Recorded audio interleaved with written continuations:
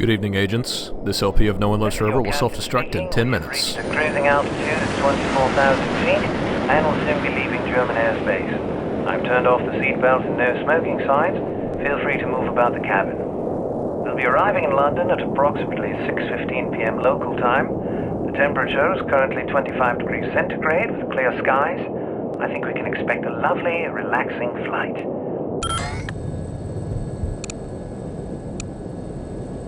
What about your wife? Will she be joining you in England? Sie ist tot. For 2 Jahre. Pardon me, I must get used to speaking English. My wife died 2 years ago. My condolences, Doctor.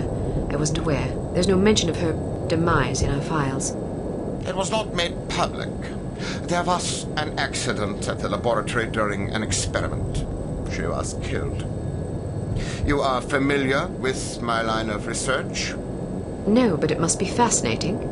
Quite so. I was the head of the Biological Explosives Research Team. Biological explosives? Sounds rather outlandish, frankly. Perhaps, but also very real and very dangerous. Imagine an undetectable chemical reagent which can be injected into a living host. The reagent causes a reaction in the organism that culminates in a massive explosion that feeds on organic material. In other words, the effective range of the weapon is dictated by the amount of catalyst in the reagent and the population density at ground zero. In a city, the death toll could be tens of thousands. The speed of the reaction can be controlled with great accuracy by the chemical composition of the reagent. Human time bombs. Quite so. How is such a thing possible? I spent many years trying to answer that very question. Perhaps you'd care to read an article I've been preparing on the subject. It's rather fundamental, but it will give you a foundation for understanding the larger issues. I'm deeply honored. Don't mention it. I feel it is my duty to reward open-mindedness and imagination whenever the opportunity arises. You would make a fine pupil. By the way, I never thanked you. I'm sorry I doubted your competence. Apology accepted.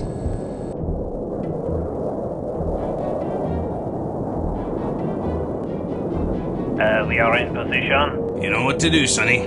Yes, sir. Initiating docking procedure and jamming our communications. Get up, laddies. We're going aboard. Was ist los? I'm not sure. Stay here while I investigate. Keep this door locked. A nice, lovely, relaxing flight indeed. Would you come out? We've almost got you anyways. I'll tell them to be here all day. Would you come out? Oh my. These are the kinds of guys who shoot first and ask questions later. Luckily, I am also that kind of person, so, that works out. This level's fairly short. I mean, it is an airplane. There's not too many places you can go. I'm actually kind of thinking of it. I guess Air Force One in Perfect Dark was pretty big, but, well, this isn't Air Force One. After having rescued Dr. Schenker from the research laboratory he was in, we're trying to get him back to Unity headquarters, but it seems as though, well, someone doesn't really want him there. Bathroom mail. My favorite kind of mail. Oh heavens. Now this does actually affect you. If it wasn't for the chair there, I would have been sucked out the door, but we're gonna find an alternate way of proceeding. This food is terrible. Come on, I know you're in here somewhere. It's not potato salad. It's cottage cheese. Come on out, eh? And they break into our plane and they start eating our food? Really? What a bunch of rude dudes.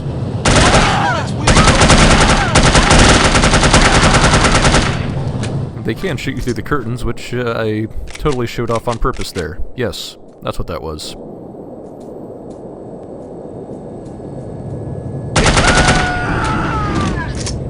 But that's the last of the goons that's currently on the plane, so we'll just go ahead up to the cockpit and see what's going on. So much for a lovely, relaxing flight. I already said that. Sleep tight, lassie. You're not going to kill her? What if she wakes up? Now look here, you. I'm not gonna butcher a fellow countryman without a specific grudge. If she wakes up, she can fend for herself. If she dies, then she ain't really a Scot, so I won't feel bad.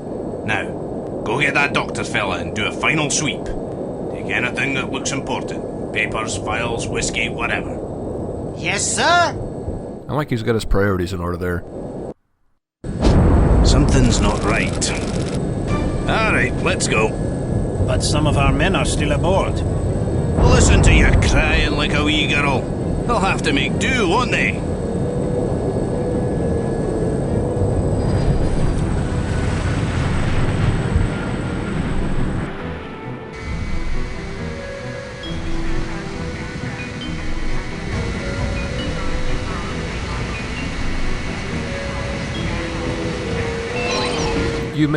You may notice that our plane is affecting an awkward drift.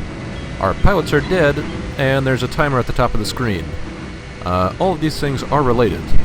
I'm going to be kind of going pretty quick through the intel because, well, I don't have time to sit there and stare at it.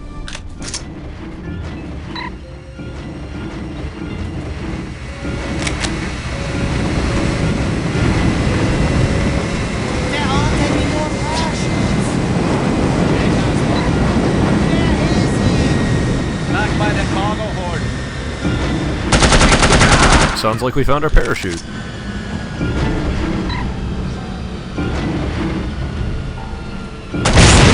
Coordinates just ground.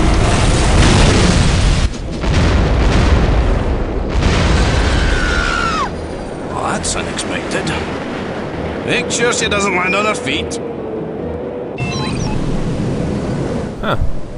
It's a little bit breezy out here. It is pretty important that you don't shoot the guy below you because, well, his parachute will deploy and,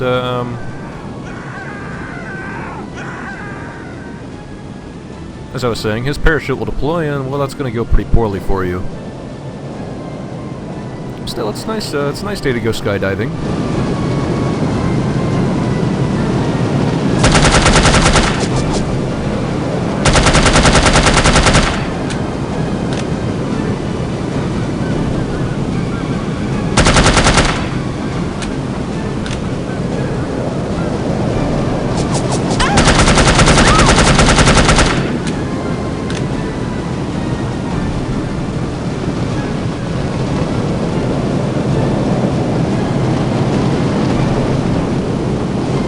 Quite been able to tell if you have to lead your shots to make them connect in this, but I don't believe you do. Just shoot directly at the guys and you should be fine.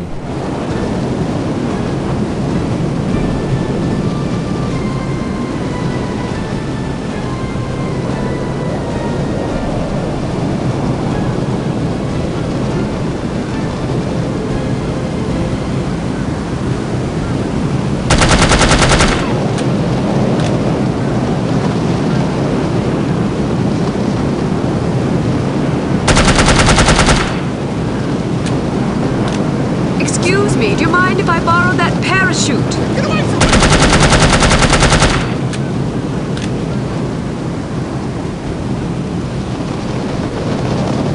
Almost there. Come on, man, don't play hard to get.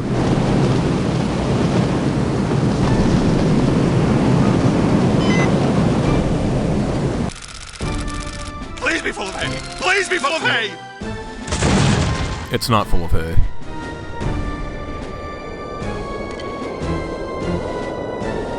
That'll just about do it for this mission. We failed once again.